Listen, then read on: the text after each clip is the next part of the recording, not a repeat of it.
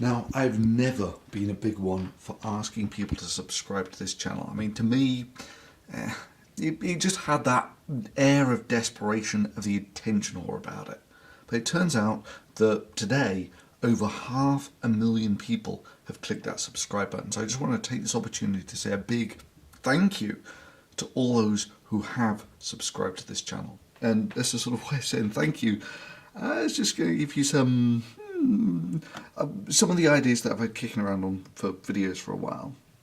And that beauty there is the alien dropship with the APC, and of course next to it, all on the same scale, is the lunar module, which of course actually took real men to the moon. So this is one of the ideas I've had kicking around for a while, is a comparison of real to fictional spacecraft. So, you know, both the alien dropship and the space shuttle were essentially surface to orbit, orbit to surface transport type vessels. And so the first question would be, which one was actually bigger? So it turns out I've actually got the space shuttle on the same scale. In fact, it turns out I've actually got the Millennium Falcon on the same scale too, because that was a sort of cargo type vessel. Anyway, and which one could actually carry more weight? And actually, I'll give you this one as a spoiler. Typical APC armoured personnel carrier weighs about 30 tons.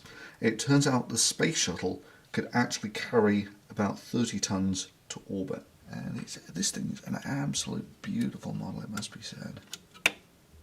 And yeah, these guys come out as well. I'm going to do it with one hand. Beautiful. Anyway, on the top shelf, we've got loads more fun stuff. So let's start with the guy at the back here. This is a heat engine. It's actually called a Stirling engine, and what you do is there needs to be a heat gradient across the bottom, and the wheel just spins. In fact, there's loads of really interesting heat engines. The Drinking Bird's another sort of form of heat engine, as were the internal combustion type engines that powered these guys, these are a bunch of battleships and aircraft carriers, the capital ships of World War II. And that little guy there, on the same scale, is the German Mark 7 U-boat, which was more than capable of actually sinking a capital ship. In fact, one of them actually sunk that guy, Ark Royal. So this guy here is an American one, the Hornet, which took part in the Doolittle raid, which is absolutely phenomenal story, which I'll come to at some point. And that guy is a little solar solar electric car, which I got because I was really interested to see whether it would work better on red or blue light. That is actually, this for me, I love the iron meteorites, especially the ones with these sort of these patterns, because the Widman-Statten patterns. This was basically the crystallized core of a planetoid that existed before the Earth did. So, you know, it's just fantastic to actually hold in your hand something which actually it's older than the Earth, or something that formed before the Earth did. Just kind of cool. Anyway, so what else we got? Oh, we got some metallic bismuth. These really cool patterns with metallic bismuth, and yeah. And down here, that astronaut there is on the same scale as the alien dropship and the lunar module, and it's on about the same scale as Voyager 2 there, which is, you know, currently, if it's not the furthest, it's one of the furthest objects that man's ever put out into space. And talking of man going into space, you've got those three guys there, which is Mercury, Gemini and Apollo command modules. The Mercury one was absolutely tiny. Obviously they're not on the same scale as these. Imagine yourself sitting down in a chair, and that's basically all the room that there was inside the Mercury module. At the time they got up to the Apollo command module, there was quite a lot more space in there. But yeah, no, there's some phenomenal stories that go with those. And that's chlorophyllin, which is just a sort of green, very strongly coloured chemical. What else we got? We got a Mustang and a Douglas Dauntless. And those things, it was about a dozen of them, had one of the most decisive naval battles in history was won by half a dozen of these dive bombers in about 5 minutes. There's the Battle of Midway. So some great stories behind that. And loads more stuff. So here we have my kitchen table. And just like any kitchen table, underneath it there is actually an argon cylinder. So I'm actually doing some more experiments here on high-speed filming of the sodium reaction with water, and this is sort of related to that. These are actually car headlights, which when hooked to a decent power supply, yeah, they're LEDs, but the great thing is when you're doing high-speed video, so this thing's this will do 1,000 frames per second at sort of moderate resolution, but you need lots of light for it. So yeah, the more light you've got, the better your video basically. So now that goes on the front somewhere like, oops, you just sort of rests on the front, something like that. Try the other way up, like that. And what else we got? That's a spectrometer. I think over there's a pH meter, balance, stirrers, vacuum pump. And this guy is actually quite interesting. This is well, the big thing beneath it is just a heat sink, but the guy on top is a Peltier effect device, which I can also run off the 12 volt power supply. And let's see what decent with that. Perfect. So, we got 12 volts. I've not made the final connection yet, so when I pass electricity through this thing, one side gets hot, one side gets cold, and if you don't take the heat away from the hot side, then the whole thing just gets hot, because the hot side gets hotter than the cold side gets colder, so you're going to work really quite hard to get all the heat away from this. But they're absolutely phenomenal when they're going. So when I actually turn this on, you'll see that it takes quite a lot of volts, sorry, quite a lot of amps. Takes a couple of amps, I think, this guy. Anyway, so here we go. And the temperature drops straight away. I mean, we're down to 2 degrees. We're below freezing already. Pulling 3 amps on this guy. Down to -6. I mean, this is like, yeah, we're not quite at Russian winter yet. -10.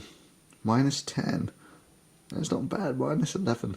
So it goes. Oh, it's actually starting to slip. Okay.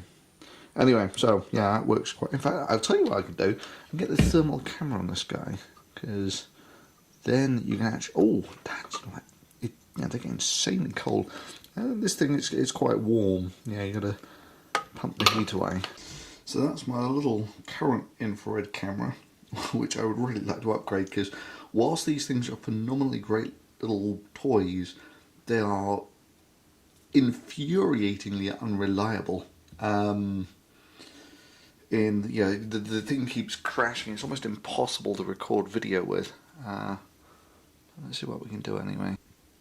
Okay, so, and God, kind of frozen already. That's what I mean. These things, it's just infuriatingly crappy.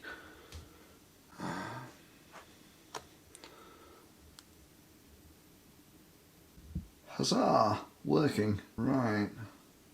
Let's try this one more time. There's our a radiator, Peltier effect device. So we're just going to connect up the last terminal. So we actually pass 12 volts, a couple amps over this, a couple amps through this thing, and what you'll find is almost immediate. Oh, Okay, here we go. Going for it. Boom. Boom, just like that, goes almost black as it goes. And you can see that the bottom is screaming out the heat. Yeah, and I've got to suck all that heat into the big radiator at the bottom. I locked off the temperature on this thing, but maybe not. Anyway, so this is how sort of electric fridges work. Is he locked up? No, that's good. Yeah. Ooh, not looking at a spot on that. No, effective it'll be. So this is the other thing is, oh, it says -16. And yeah.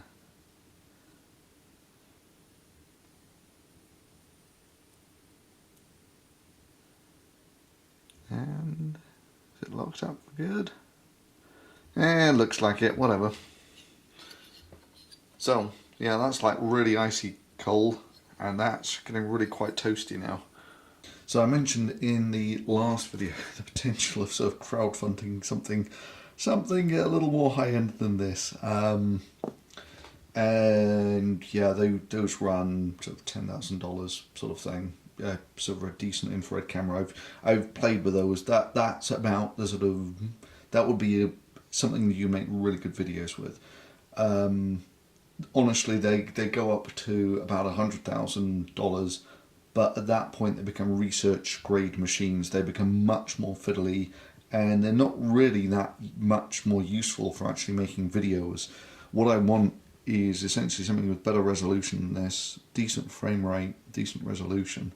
The other thing I mentioned was a decent high-speed camera, and this is actually not a bad camera. This is a Sony RX10, and they're about $1,500. They do very respectable video at 1,000 frames per second, but they're limited in the resolution they can do it there, and they're limited in the amount of time they can record, and that's the real killer with this thing, is it'll only record 2 to 4 seconds of video. That's the maximum you can do with it. It's not expandable or anything.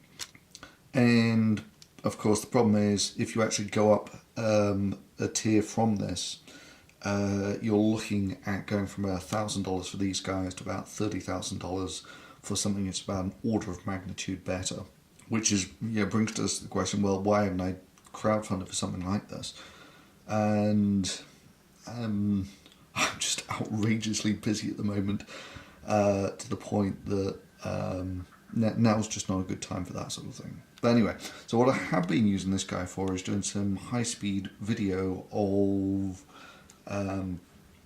sodium potassium alloy reacting with water. So these are the various generations that I've gone through trying to get some nice footage of sodium potassium alloy reacting with water. First one was just a all glass piece of apparatus. Initially it didn't have the divider in the middle, and that worked really quite well. You fill it up with water, you put a drop of sodium potassium alloy in, but it moved around too much. So to try and get it a bit more constrained, I made one out of wood. Again, you just fill it up with water, put a drop of sodium potassium alloy in from the top. Problem is, of course, when sodium potassium alloy, it gets up to like 300-400 degrees, it tends to crack the glass when it gets on it. This was the next innovation was it's an all glass apparatus, but you want the reaction kept under an inner atmosphere. You want it kept under argon. So with these, I just put a needle of argon down there or something. With this, the argon actually comes in through this tube, and there's a hole in the side there where the argon comes out. So that's a quite neat little way of keeping it all under argon. That's just a neater version of the same guy. And this was the next real innovation. I went to a bigger apparatus, which was actually a mistake. One of these interesting things actually, this looks much bigger than these, but of course the glass plate is exactly the same size on all of them. Anyway, the innovation with this guy is it's really difficult to hold the needle steady enough to put the alloy in here. So you just glue an extra piece of tube there, and that holds the needle that the sodium potassium alloy is put in with.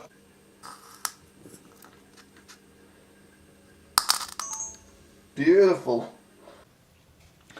And then I basically went back to the original one, and this actually worked really very well.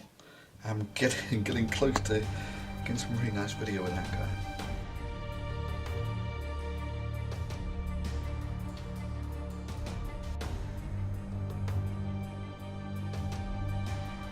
And then you sit down and you look at your computer and you get stuff like this, which you think it's just got to be a spoof, but it's not. Glaciers, Gender and Science, a feminist glaciology framework for global environmental change research. And you just can't believe that it's not a spoof. But this was actually funded by I think it was the NSF who funded this. But you know, an American governmental body funded this, and just read the last line of the abstract. Merging feminist post-colonial science studies and feminist political ecology, the feminist glaciology framework generates robust analysis of gender, power and epistemologies in dynamic socio-economical systems, thereby leading to a more just and equitable science and human-ice interactions. I say we take off and nuke the entire site from orbit. It's the only way to be sure. I mean, this is worse bullshit than any of that creationist sort of anti-evolution stuff. And this is funded by the US taxpayer and published in science journals. People at universities were doing this sort of thing. I mean, it's just a horror story that happens at the same desk that I make these guys. What a nightmare, eh?